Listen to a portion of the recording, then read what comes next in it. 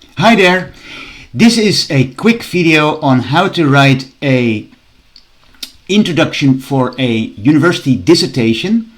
I'm a professor of psychology. I'm based in the United Kingdom, and I do this partially for my students, but of course this is useful for any student. Maybe you're a master student in a conversion program, or maybe you're an undergraduate student, or maybe you're a doctoral student. These are some general tips that help you. And I have opened my text processor here. I use LibreOffice because I really like that software for writing texts, but maybe you use Microsoft Word. Whatever you use, the idea is the same. I'm going to show you something about the structure of the introduction.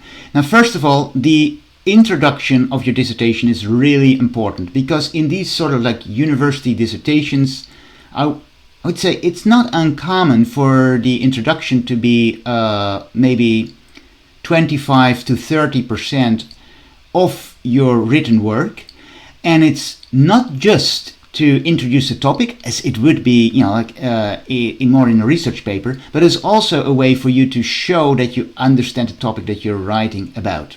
Now, in terms of tools, use a spell checker. If you're in the United Kingdom, make sure you have set your document spell checking to British English, because we see sometimes that students have not done that, and then you get this strange mixture of American English, because most literature, psychological academic literature, is written in American English, and British English. So sometimes you have behavior with an O and behavior with sometimes with an OU. Now, you could argue, well, that is a little bit pedantic to complain about that, but the reason, you could also argue it looks a little bit suspicious, because if a student has whole sentences all of a sudden in American English, then the person who marks your work might think, well, maybe this was copied and pasted from some other text and they haven't bothered to change it to British English. And the same, of course, is true if you're in America and somebody writes it in British English. That would be strange too. Now, that's one general tip. Always use the tools that you have there. The grammar checkers are really good. And also something about ChatGPT. Maybe you have heard of the AI technology to write texts for you.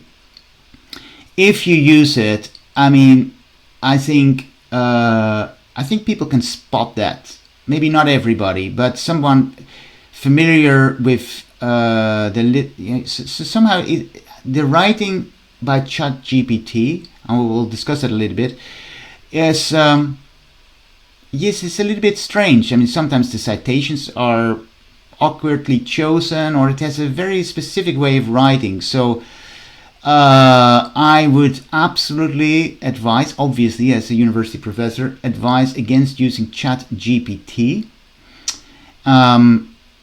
because I think it's risky. If you want a good mark for your dissertation, write it yourself, right? So no plagiarism and no AI. Remember that.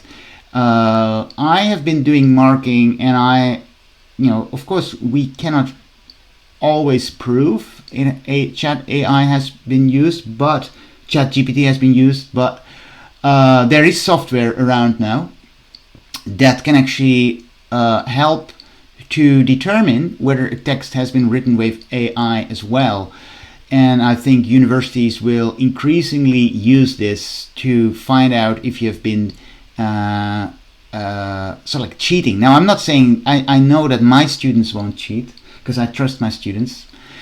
But I know that if you're watching this and you're not one of my students, you might say, well, I can do this with ChatGPT. I just asked ChatGPT to write an introduction about this topic, and that will be really good. Well, forget it. It won't be very, it might at first glance, to an outsider, it might look good, but to an insider, like say a professor at a university, it looks suspicious.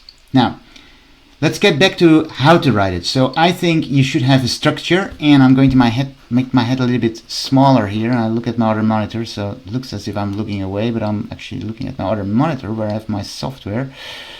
for recording this. Okay.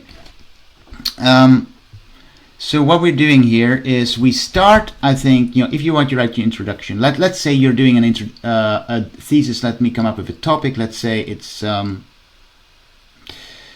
working memory and depression, and your question is, do people who are regularly depressed, or people who are diagnosed with that depression, are they less able to remember a list of words or numbers? Okay, now here's what you can do. I would say, first of all, open your introduction with the general question, your research question, but in general terms. So what is it? What is the question? What is the question? Why is it important? I like that. If you say, why is it important, it's something that you should have discussed with your professor anyway. It's a good thing, because it shows that you're able to contextualize the question within the bigger context. So, for example, you could say, if you do it about depression and working memory, you could say, well, depression is very common, and working memory is extremely important. Lots of things are important that our mind can do, but particularly important is working memory. Right? Without working memory or impaired working memory, life is much harder, because you can't remember your shopping, or you can't remember what you plan to do for the day, arguably. So this is then, I would say, one maybe short paragraph. Something about paragraphs, right? Paragraphs, you should have paragraphs. Typically paragraphs are separated by an empty line, and a paragraph, as a rule of thumb, should have between 3 and 5 sentences. If it's less or more, then you should ask yourself, why is my paragraph longer? I have seen introductions with, like endless texts without any breaks, and that's hard to read, and I would say typically you get a reduced grade. Now, after introducing the general question, you start with definition of concepts. So in this case, for example, you would describe, what is depression? What do we actually mean with it as psychologists? How is it diagnosed?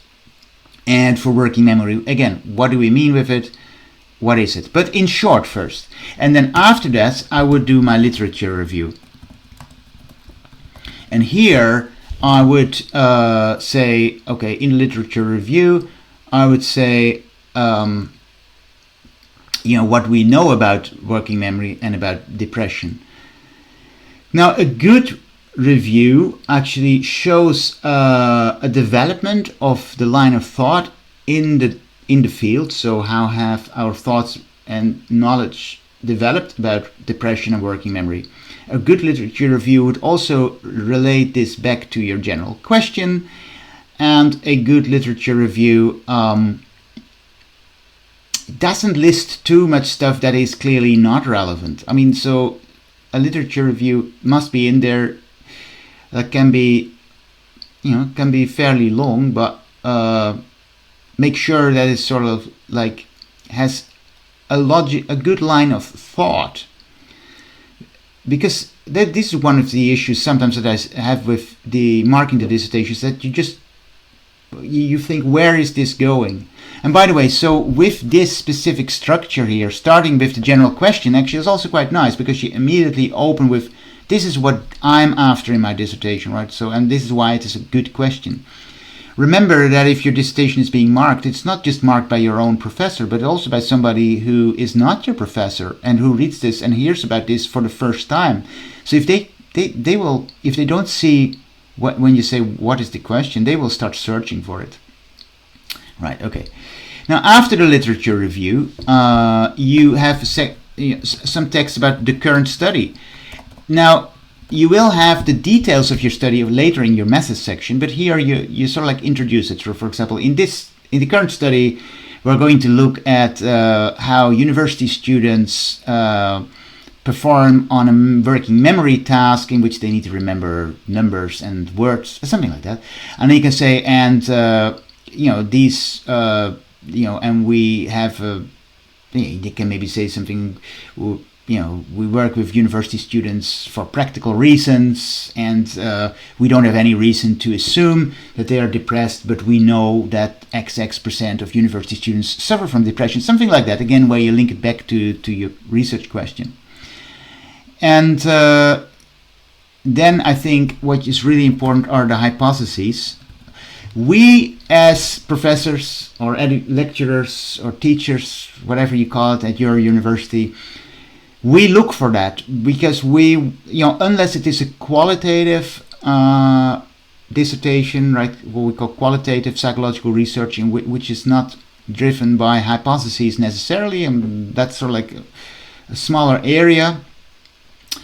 But if you do a traditional sort of like what we call quantitative research project, which probably are most projects, you need to say, what are the hypotheses? And you do not need to number these. My hypothesis H0 and H1. Sometimes you see that. You can do it really like they do it in research articles.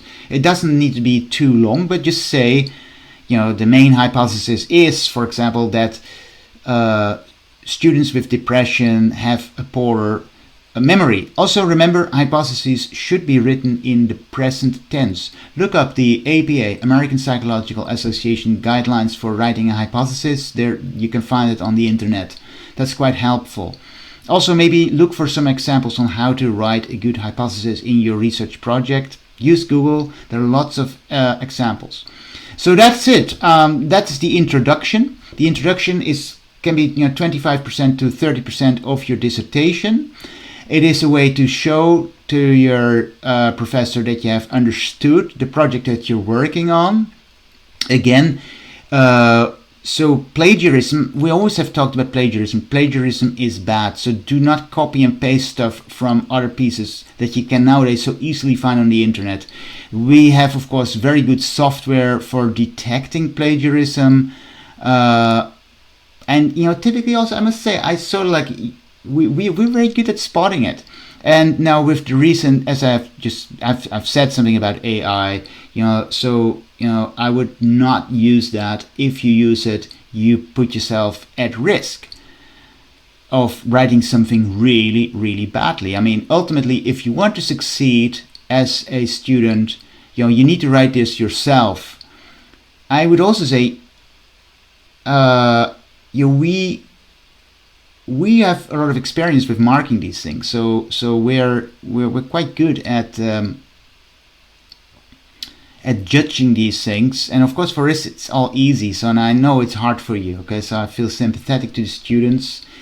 Typically, I must say, the lecturers, they want to give you a good grade or mark, right? So we want to give you the best possible mark that is justifiable given the text that you have written.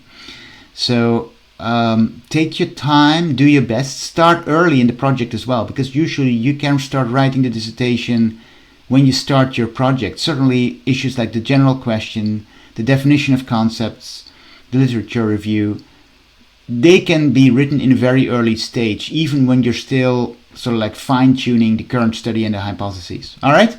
Well, I hope that helps. If you have any comments or questions, leave them in the comments below. If you're one of my students, of course, also email me and ask how you should do this. And that's it. Good luck with your dissertation, and I hope that you're enjoying your psychology program.